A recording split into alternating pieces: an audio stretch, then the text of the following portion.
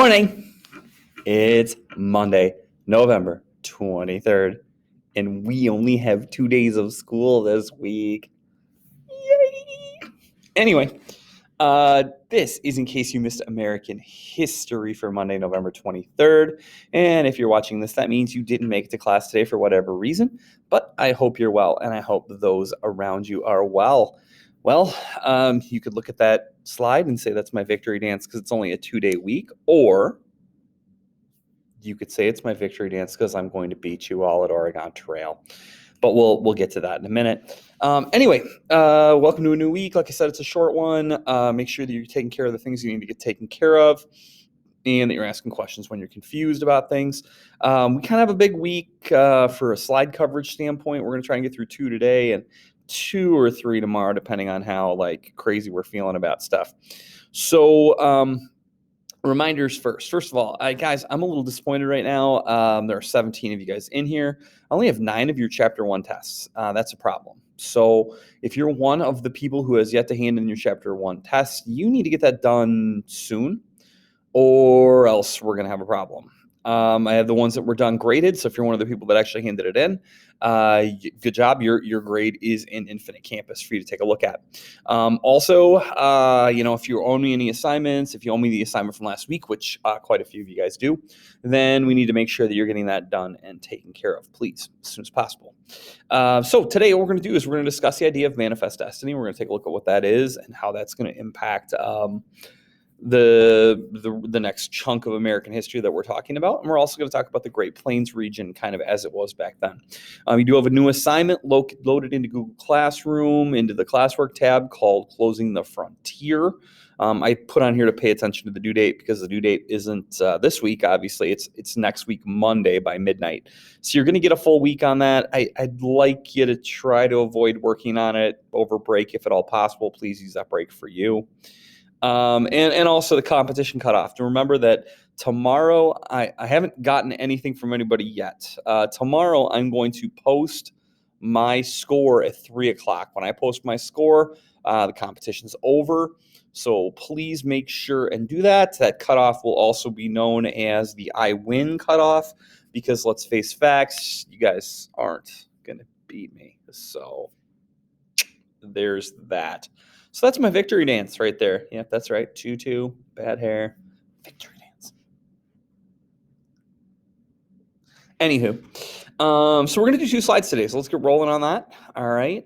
So the first slide is on manifest destiny. And manifest destiny is, an idea that has been very controversial in American history because there's a lot of good that came out of it, as far as, population of the West, more territory, conquest of space, more states.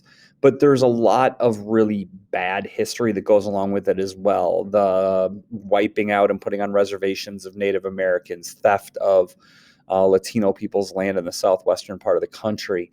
And just generally, when you start talking about conquest, you're doing something that, is obviously upending other groups of people. Okay. So the idea of manifest destiny began in 1845 when a journalist named John O'Sullivan included the term in an article, an op-ed, an opinion part about why the United States should spread out and take over the rest of the continent westward.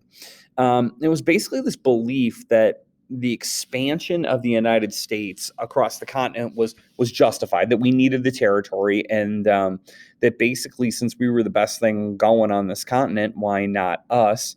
And that it was inevitable, that we were eventually going to do it anyway, so why not focus on getting it done now? It only made sense. We started off with the 13 colonies, and then we moved slightly further west and slightly further west, so why not just keep going until we could dip our toes in the Pacific Ocean and call it all ours? The other thing that John O'Sullivan and other early manifest destiny scholars stressed is this was kind of like God's idea. Like there was this voice from above that said, "Hey, mostly white folks, spread out and take over the continent.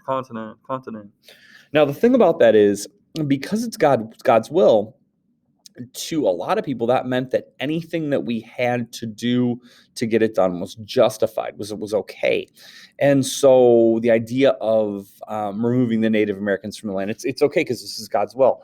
the idea of, stealing the land in the Southwest from the Latino people that live there, it's okay. God wants white people and wants America to spread out and take this over and populate it and all those things. And so it's kind of like, from a historical standpoint, there are people that think we kind of get a free pass for the things that we did during this unit that weren't very good. But basically, in order to make Manifest Destiny happen, we were going to have to do four things. We were going to have to conquer the people that already lived out there. Obviously, there are hundreds of native tribes that live out there. You have the people living in the southwestern part of the country, which was formerly Mexico, who had always lived there. Well, some of those people are going to keep their land, but a lot of them are going to lose it as well. We had to be able to transport people out there somehow. Obviously, in the beginnings, that meant things like the Oregon Trail, the covered wagon, the lone rider on horseback looking for farmland. But eventually that becomes the Transcontinental Railroad in this unit, a railroad that connects the eastern part of the country to the western part of the country. Obviously, once we're able to transport people, we're going to populate. We're going to move into areas. We're going to build cities. We're going to build towns. We're going to, put down roots that are going to stay permanent. And we're going to see some places like San Francisco and Los Angeles and Denver and, different places like Portland and things like that start to form. And then obviously permanently set up some structures that are going to be there forever: churches, schools, the towns.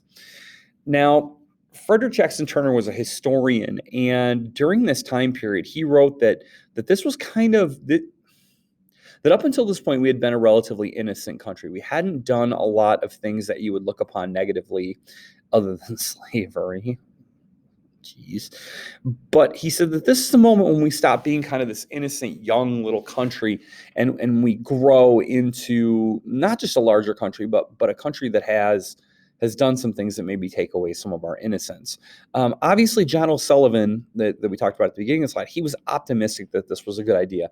Frederick Jackson Turner, he kind of looked at it as, I would say, maybe a necessary evil, something that, again, the word inevitable is used on the slide. It was inevitable, but maybe we could have gone about it a little bit better.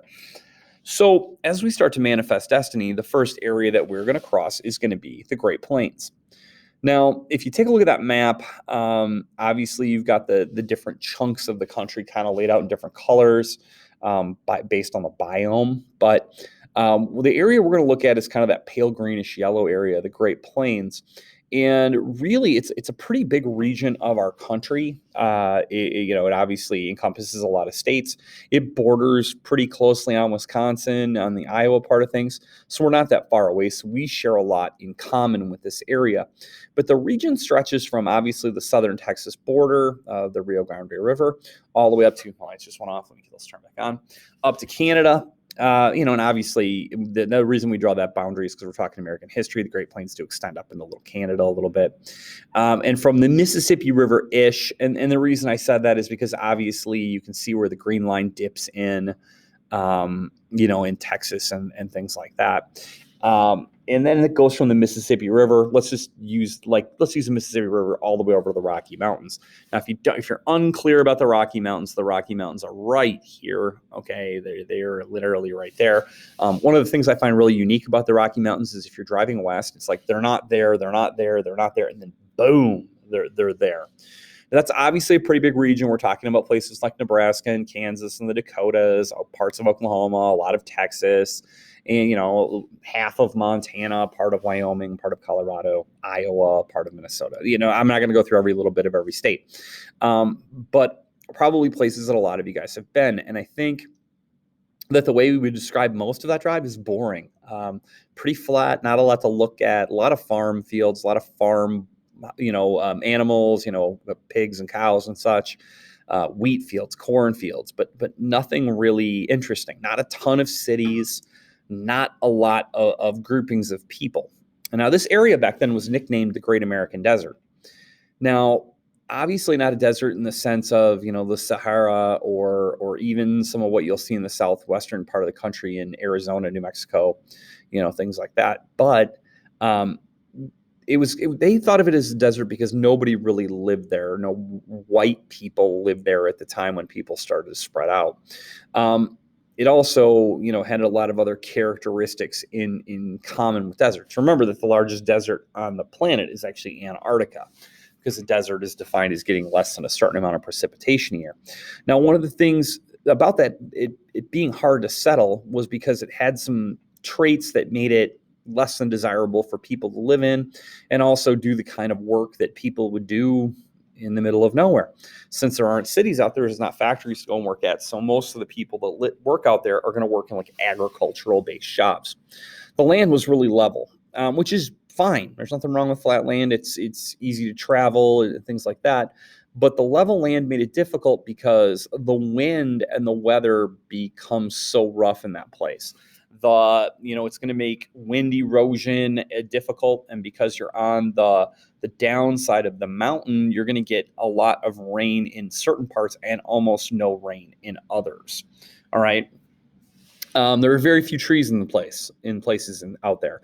Now, if you're thinking, boy, these places I've driven by, there's trees. A lot of those were planted by people who lived out there. The few trees are a problem because you don't have wood to build your homes or to build fences to protect your farm property. And so a lot of the settlers who moved into the Great Plains built their first homes out of sod. So you're actually cutting up chunks of dirt, like chunks of sod, stacking it up, and then your roof would be made out of long prairie grass. Obviously, you're inviting in spiders and snakes and things like that. And your house is not exactly going to be super duper weatherproof. You didn't have wood to burn for fires, so you were burning, what little you did have, but then you also might burn like buffalo chips. That's buffalo poop for heat and to cook over. Yum, extra flavor. And honestly, a lot of people strip down their wagons to have extra wood for things like their doors and things like that. So they use their mode of transportation in their house. Obviously, fencing would be important. You've got to keep the buffalo off your crops. You've got to keep different things from wrecking your food source. The rain is inconsistent. Obviously, we know that living in Wisconsin, there are stretches of time where it seems like it rains every day for 3 or 4 weeks. But then we might actually have a month where it doesn't rain at all. And if you're a farmer and you don't have any consistent source of water, you have a problem. Now, this is before people are using windmills to pump water out of the ground. And so it was important to have consistent, even rain in order to keep, your crops going well.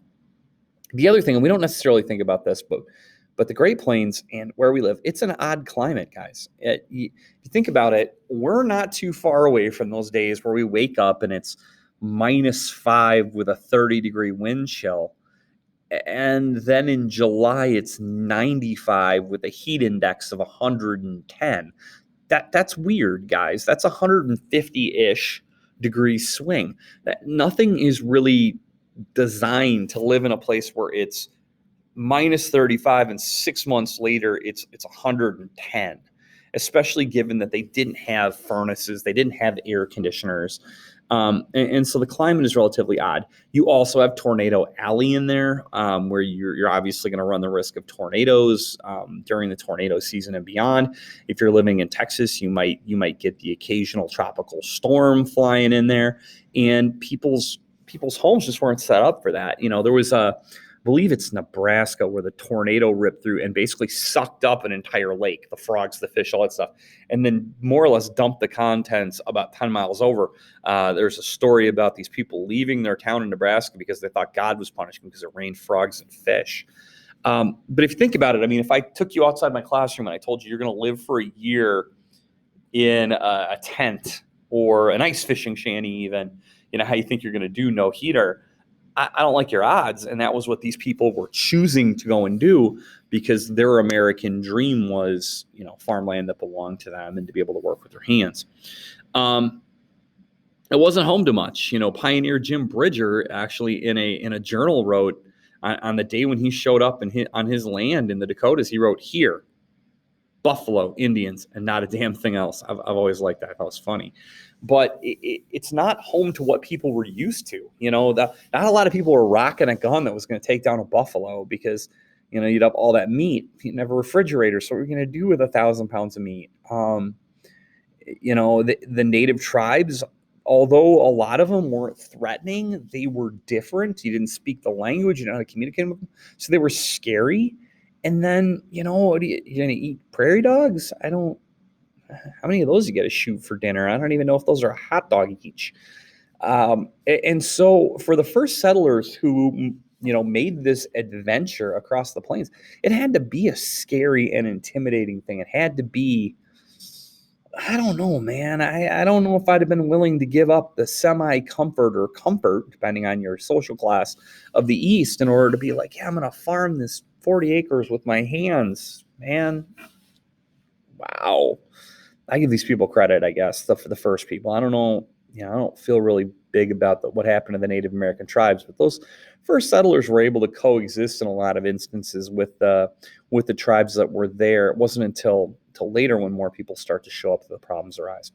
So tomorrow we're going to look at the building of that railroad and more westward expansion, but today, make sure and spend the rest of the time that you have allotted for American history working on Closing the Frontier. It's not going to be due until midnight on Monday, November 30th, a week from today.